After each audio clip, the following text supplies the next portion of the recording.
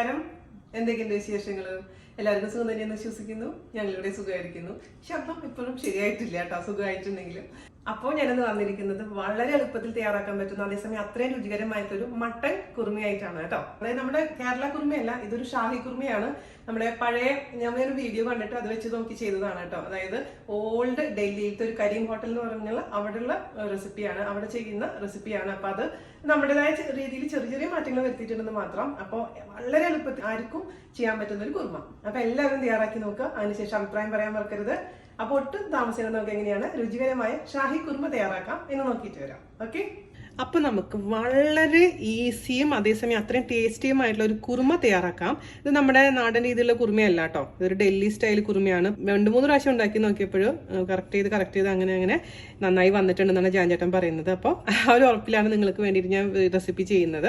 അപ്പോൾ അതിന് വേണ്ടി ഞാനിവിടെ എടുത്തിരിക്കുന്നത് ഇന്ത്യൻ മട്ടനാണ്. എല്ലോട് കൂടിയിട്ടുള്ള ഇന്ത്യൻ മട്ടൻ, മീഡിയം സൈസ് ആയിട്ട് മുറിച്ചിട്ടുള്ളതാണ്. അപ്പോൾ എല്ലോട് കൂടിയിട്ടുള്ള മട്ടൻ വെക്കുമ്പോഴാണ് കേട്ടോ നമ്മൾ ഉദ്ദേശിക്കുന്ന സ്വാദ് കിട്ടുള്ളൂ. നന്നായി വാഷ് ചെയ്ത് വെച്ചിട്ടുള്ള മട്ടന്റെ പീസസ് നമുക്ക് ഒരു പാത്രത്തിലോട്ട് ഇട്ട് കൊടുക്കാം. നമുക്ക് ഇതിപ്പോൾ നല്ല മൂത്ത മട്ടൻ ആയിട്ടുണ്ടെങ്കിലും അല്ലെങ്കിൽ നിങ്ങൾക്ക് പെട്ടെന്ന് തന്നെ ചെയ്യണമെന്നുണ്ടെങ്കിൽ കുക്കറിൽ ചെയ്യുന്നതായിരിക്കും ഏറ്റവും നല്ലത്.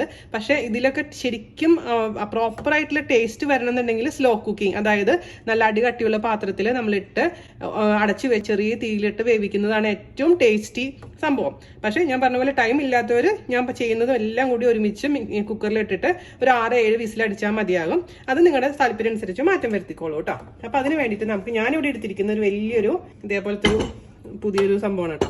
വലിയൊരു കലം പോലത്തെ സംഭവം വാങ്ങിച്ചതാണ്. അത് മെയിനായിട്ട് ഞാൻ സൂപ്പ് ഉണ്ടാക്കാൻ ഉപയോഗിക്കുന്ന പാത്രമാണ്, നല്ലൊരു പാത്രമാണ്.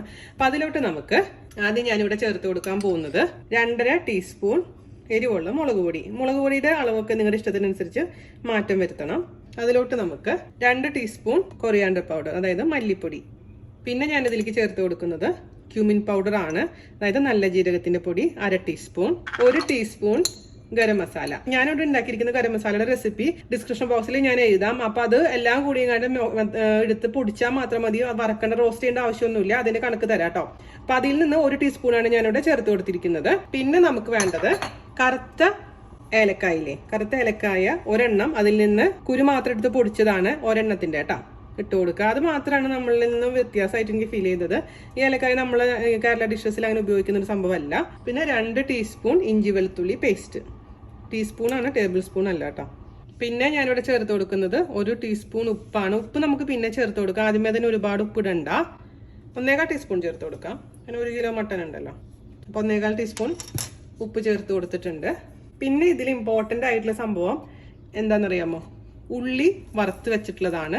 അപ്പോൾ സവാള ഞാനിവിടെ ഒരു 3 വലിയ സവാള നന്നായിട്ട് ഗോൾഡ് കളറിൽ ഫ്രൈ ചെയ്ത് വെച്ചിട്ടുണ്ട്. അല്ലാതെ വേറെ സവാള നമ്മളിതിൽ ചേർക്കുന്നില്ല. ഈ ഒരു സംഭവത്തിന് വേണ്ടി മാത്രമേ നമുക്ക് ഇച്ചിരി സമയം പോവുള്ളൂ, അല്ലാതെ ഇത് വളരെ ഈസി ആയിട്ടുള്ള റെസിപ്പിയാണ്. അപ്പം ആദ്യമേ തന്നെ നമുക്ക് സവാള ഒന്ന് പൊരിച്ച് വെച്ചാൽ മതിയാകും. നിങ്ങൾക്ക് സമയം കിട്ടുന്ന സമയത്ത് ചെയ്ത് വെക്കുക. അത് കഴിഞ്ഞിട്ട് നമുക്ക് കൈ കൊണ്ടൊന്ന് പൊടിച്ച് ഇതിലേക്ക് ഇട്ട് കൊടുക്കാം. എല്ലാം കൂടി നന്നായിട്ടങ്ങ് മിക്സ് ചെയ്ത് കൊടുക്കാം. പിന്നെ ഇതിൽ വേറൊരു സംഭവം, നെയ്യ്.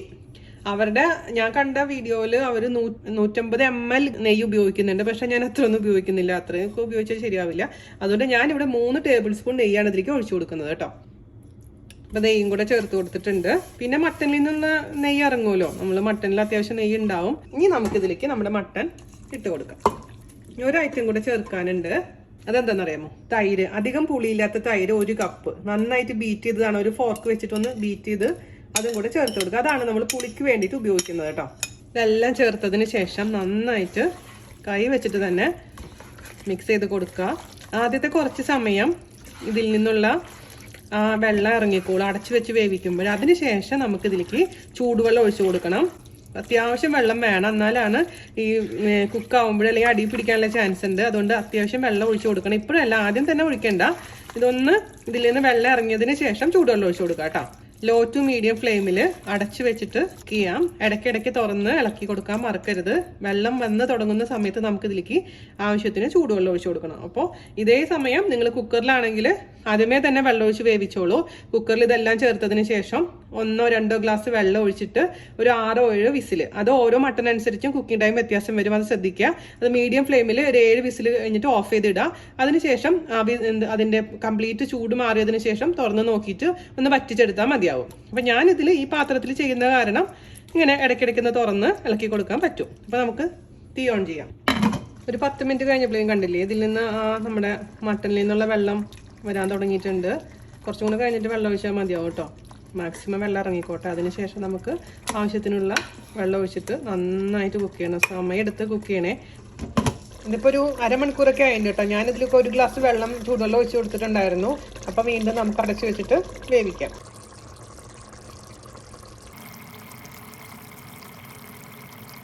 അപ്പം നമ്മുടെ മട്ടൻ കുറുമ ഫൈനൽ സ്റ്റേജിലോട്ട് എത്തിയിരിക്കുന്നു മക്കളെ, എത്തിയിരിക്കുന്നു. നല്ല കണ്ടില്ല, നെയ്യൊക്കെ ഇങ്ങനെ തെളിഞ്ഞ് വന്നിട്ട്. നിങ്ങൾക്ക് കുറച്ചും കൂടി നെയ്യ് വേണമെന്നുണ്ടെങ്കിൽ ഒഴിക്കാട്ടോ, ഒരു വിരോധം ഇല്ല. ഞാൻ അവർ പറഞ്ഞ അത്ര രീതിയിലുള്ള നെയ്യ് ഒഴിച്ചില്ല എന്ന് മാത്രം. ഈ മട്ടനിൽ നിന്ന് തന്നെ നല്ലോണം നെയ്യ് ഇറങ്ങി വന്നിട്ടുണ്ട്. അപ്പോൾ ഈ കാണുന്നതെല്ലാം നെയ്യാണ്. അപ്പോൾ വെള്ളം 1 or 2 ഗ്ലാസ് ചേർക്കാൻ മറക്കരുത്. നിങ്ങളുടെ ഗ്രേവിയുടെ എത്ര കൺസിസ്റ്റൻസി വേണം അത്രയും അതിനനുസരിച്ച് വെള്ളം ചേർത്ത് കൊടുക്കുക.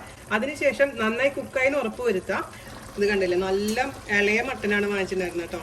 ഇതിൽ കിടന്നത് തന്നെ നല്ല സൂപ്പറായി കുക്കായിട്ടുണ്ട്. ഇതിന് എല്ലിൽ നിന്നൊക്കെ മാംസമൊക്കെ വിട്ട് പോയിട്ടുണ്ട്. അതിനുശേഷം എന്ത് ചെയ്യണം, നിങ്ങൾക്ക് എത്ര ഗ്രേവി വേണോ അത്രയും വറ്റിച്ചെടുക്കുക. അപ്പോൾ ഇരിക്കും തോറും ഈ ഗ്രേവി തിക്കായിട്ട് മാറും. അത് നിങ്ങൾ എപ്പോഴും ശ്രദ്ധിക്കണം കേട്ടോ. അപ്പോൾ ഈ സമയത്ത് രുചി നോക്കുക, ഉപ്പും മുളകും എല്ലാം കറക്റ്റാന്ന് ഉറപ്പ് വരുത്തുക. അപ്പോൾ ഗരം മസാല ഇനിയും വേണം തോന്നുകയാണെങ്കിൽ 1/2 ടീസ്പൂൺ വരെ ഗരം മസാല നമുക്ക് ചേർത്ത് കൊടുക്കാം. അപ്പോൾ ഞാനൊരു 1/4 ടീസ്പൂണും കൂടെ ഗരം മസാല ചേർത്ത് കൊടുത്തിട്ടുണ്ടായിരുന്നു. മൊത്തത്തിൽ 1.25 ടീസ്പൂൺ ഗരം മസാലയാണ് ഞാൻ ഇതിലേക്ക് ചേർത്തിരിക്കുന്നത് കേട്ടോ. അപ്പോൾ നമുക്ക് ഓഫ് ചെയ്യാം. എൻ്റെ ചേട്ടൻ വന്നിട്ട് രുചി നോക്കിയിട്ട് എന്താ മാറ്റം വരുത്തില്ലെന്ന് നമുക്ക് ചോദിക്കാം. നമ്മുടെ മട്ടൻ കുറുമ ജാൻ ചേട്ടൻ കഴിച്ചുകൊണ്ടിരിക്കുന്നു. ചേട്ടാ ഇങ്ങനെ കഴിച്ചാൽ ആൾക്കാർ മനസ്സിലാവില്ല.